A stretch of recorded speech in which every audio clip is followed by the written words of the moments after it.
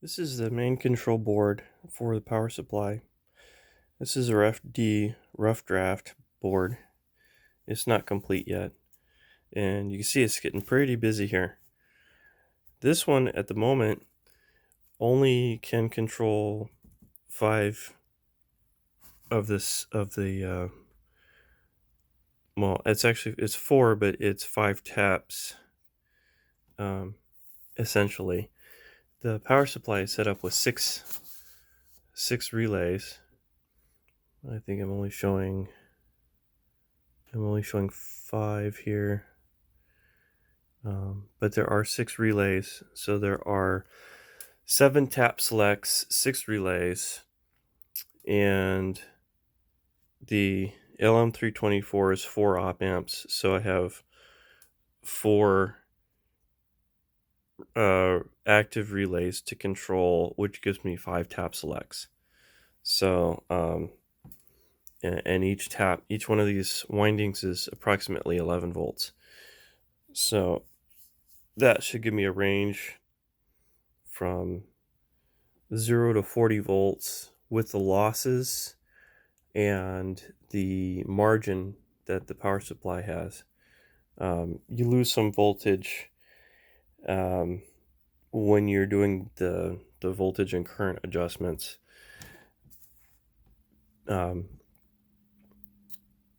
So that's something that we still have to do.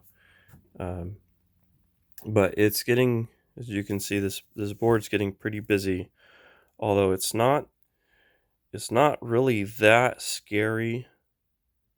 It looks pretty scary, but it's not really that scary.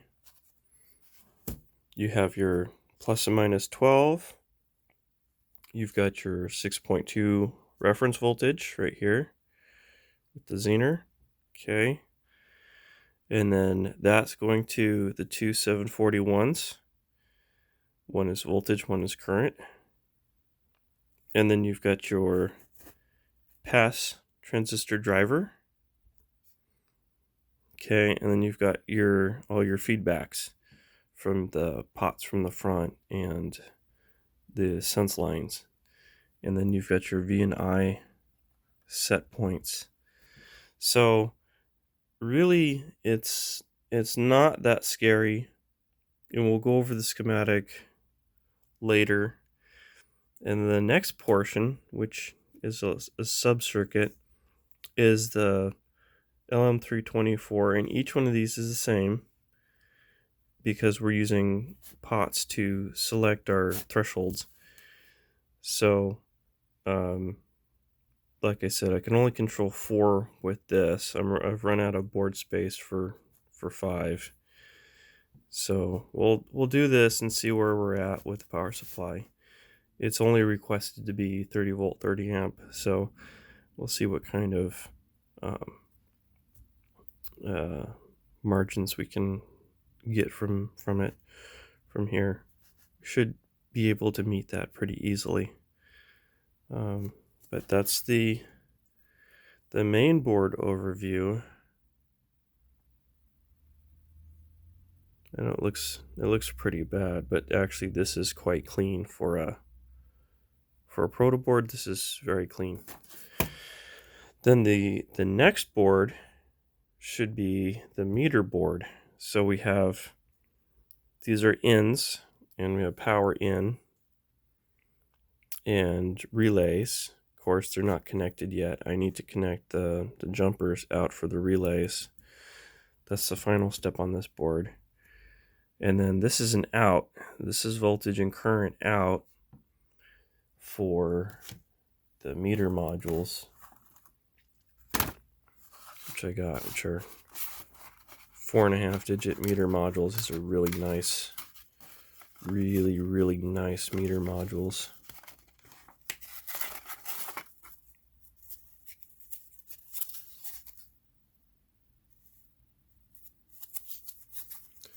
So we'll be using these guys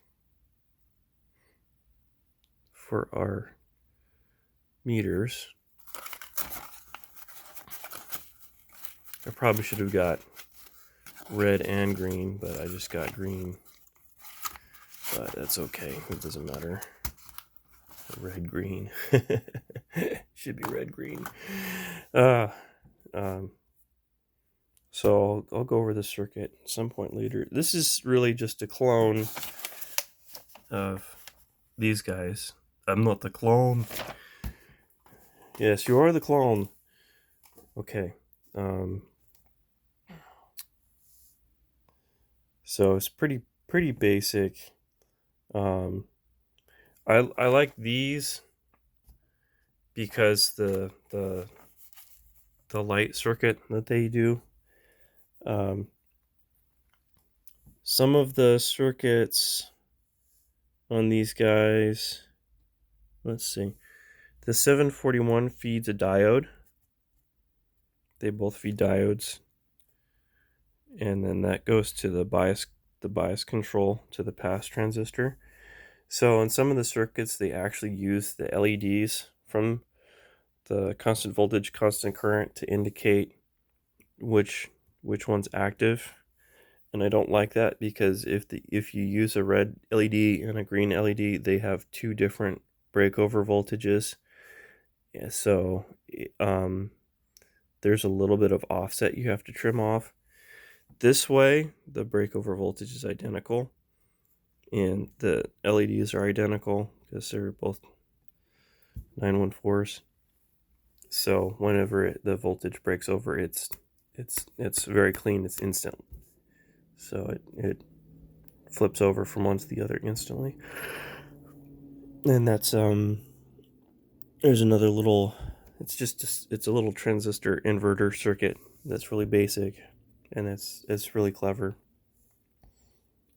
The other ones, the copycats of these guys, I guess they didn't quite figure that out. So they or maybe they figured it out, but they went cheaper, and that upsets your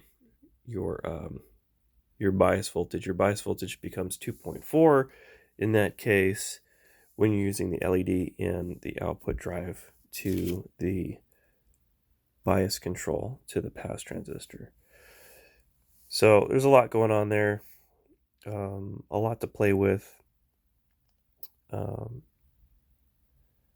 These can be fun, but they're usually more of a headache than fun. I'm doing it to learn more about this design, and hopefully we'll have a power supply working in the future.